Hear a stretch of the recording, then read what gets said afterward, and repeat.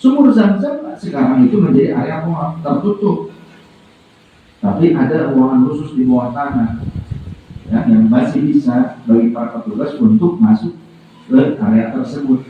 Ada ruang di bawah tempat kita tawaf, itu ada ruang wilayah Sumur Zam-Zam. Jadi perluasan sekarang. Kalau dulu masih ditimba, zaman eyang saya di sana masih di situ, tidak ditutup Sumur Zam-Zam, dan orang ngambil air itu ditimba pakai tali, pakai bejana, nggak pakai kerengan katrol, enggak, langsung. Banyak orang, banyak tali itu di situ, banyak tuh untuk nimba air. Dan sekelilingnya masih tanah.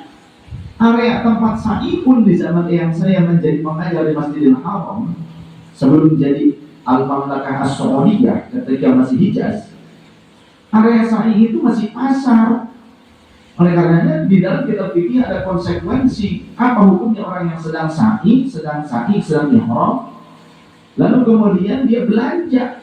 Karena memang dulu itu adalah pasar, tapi sekarang kan menjadi masjid, bagian dalam masjid.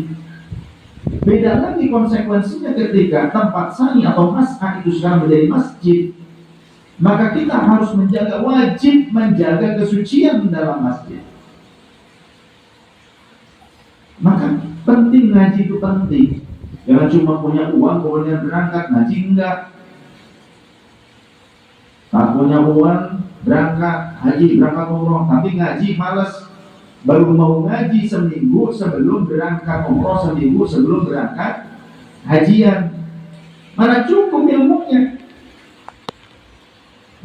Itu pun saat ngaji molor, turu baik. Bagaimana mungkin dapat ilmunya?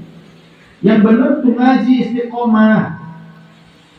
Karena ilmu itu banyak yang harus kita pelajari. Supaya benar, sholatnya yang benar, wudhunya yang benar. Saat di sana pakai wudhu, taklid kepada siapa? Harus mengerti ngaji. Maka praktekkan dulu perbaikan diri kita di Indonesia. Sholatnya yang benar, wudhunya dulu, dari mulai wudhunya yang benar, sholatnya yang benar. Harus mengerti praktek wudhu, mana yang wajibnya, mana yang sunnahnya, apa pembatalannya, menurut mazhab yang lain bagaimana. Dipelajari. Sholat yang benar bagaimana. Kalau di Indonesia sholatnya cepetan, nanti di sana sholatnya tumakninah, akhirnya nggak betah di Masjidil Haram, nggak betah di Masjid Nabawi. Sekalinya ke Masjid Nabawi, sekali ke Masjidil Haram cuma numpang selfie, bukan karena ingin sholat yang tumakninah. Ayo benerin akhlaknya kepada Allah Ta'ala.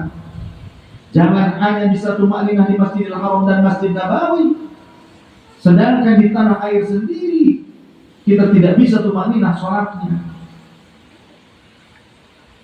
Ayo perbaiki sholat kita. Kalau banyak masalah dalam kehidupan kita, coba perhatikan, koreksi sholat kita. Barangkali sholat kita belum benar. Kita sering kali menunda-nunda sholat sampai mengakhirkan sholat. Sering kali sholatnya gepak, tidak tumakninah. Bacaan yang fardunya nggak benar, akhirnya tidak sah sholatnya atau wudhunya tidak sah. Atau ketika setelah wudhu kemudian kita menginjak tentang bab najis ainiyah, atau kemudian kita juga bisa mengenal najis hukmiyah. Kita tidak melihat najis ainiyah, tapi kita menginjak najis hukmiyah. Dalam keadaan kaki yang basah kemudian injak ke sajadah. Sajadahnya najis, kakinya najis, pakaiannya najis, sholatnya tidak sah. Sampai kapan kita akan seperti itu? Sholatnya tidak benar, maka permasalahan hidupmu tidak akan selesai. Dengar kalimat saya, patri dalam hati. Jangan cuma didengar, masuk telinga kanan, keluar telinga kiri. Malaikat mencatat setiap ibadahmu.